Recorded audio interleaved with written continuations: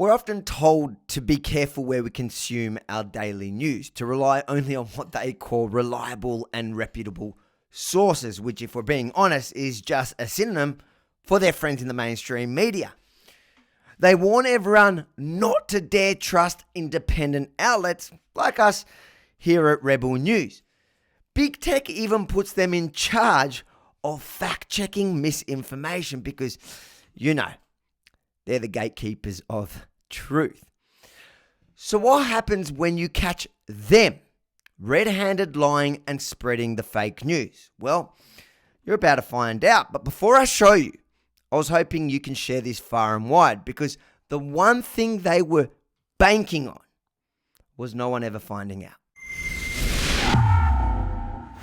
On the 12th of January, the Sydney Morning Herald published an article across their national newspapers and websites. Now, it was clearly a hit piece on a Melbourne-based lawyer who has been very vocal, to say the least, in her opposition to Australia's COVID lockdowns and restrictions.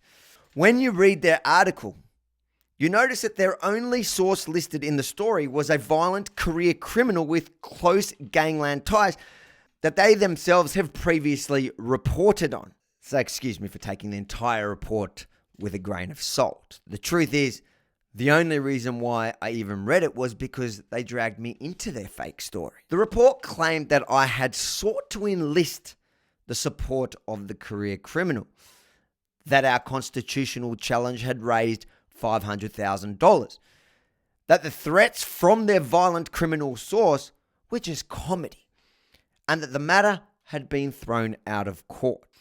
Within an hour of this utterly false story being published nationally, I'd emailed the corrections to Harriet Alexander, the seasoned journalist responsible for writing it. Now, I didn't bother bringing up the fact that she couldn't even get the spelling of my name right. So how much can we seriously expect? I also didn't bother mentioning her little dig by trying to title me an activist instead of a journalist, because we all know that these days reporting the truth makes you an activist, and telling fibs, well, that makes you a mainstream media journalist. And the truth is, what is an activist? An activist is somebody who is driven by an agenda, which she clearly was in this article.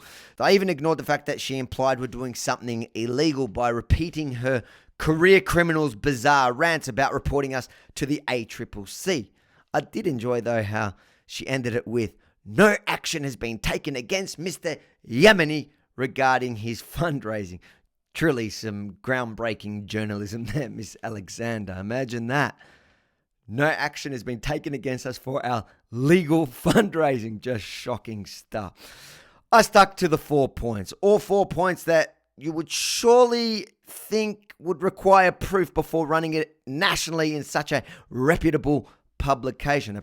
Apparently not. In fact, Harriet Alexander didn't even bother to call me to fact check, for comment, or even for a right of reply. She went on the word of a career criminal. Again, I never sought to enlist that violent career criminal. Such an offensive lie. Secondly, our crowdfunding campaign for the constitutional challenge is a matter of public record. It's literally live on our website even now. And thank you to each and every one of you who have helped us raise the $109,403 so far. If you want to contribute, because costs have blown out, you can do so at savevictoria.com.au right now. However, I find it bizarre that such an accomplished journalist could get such a public and straightforward fact wrong. But then again, how can I be shocked? She reported his threats as comedy, especially when they came from a man that her publication had previously painted as a very dangerous criminal. Maybe I'm deluded. You watch and tell me. Going down, I'm not going to stop until one of us is dead or in jail. Make sure you get that rat Harvey. I won't give up, mate. I'll go after that cunt. You better get him. I will. That's no joke, especially coming from someone like that. And no, nothing has been thrown out. But guess what? It took them 4 days to correct their fake news, simply removing all those 4 lies. Make no mistake, this is a clear admission of guilt. But if you want to find any public admission of guilt, you have to scroll to the bottom, and they added a little correction note about just one of the lies. So, not only did they wait 4 days for all the website traffic to pass before correcting their blatant lies, now they still only pretend they made a tiny error in case anyone happens to land there. That's where you come in. They were banking on no one noticing what they did and how they operate daily. Be clear, this is nothing new.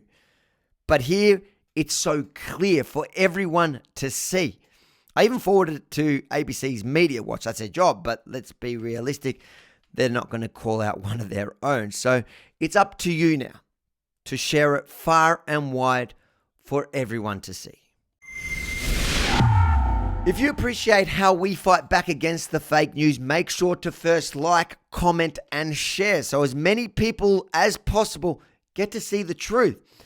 And if you want to help us in the constitutional challenge mentioned in their story and this one, please go to savevictoria.com.au. We'll have an update for you soon regarding that case. Let's actually try help them correct their story by hitting that $500,000 that they reported.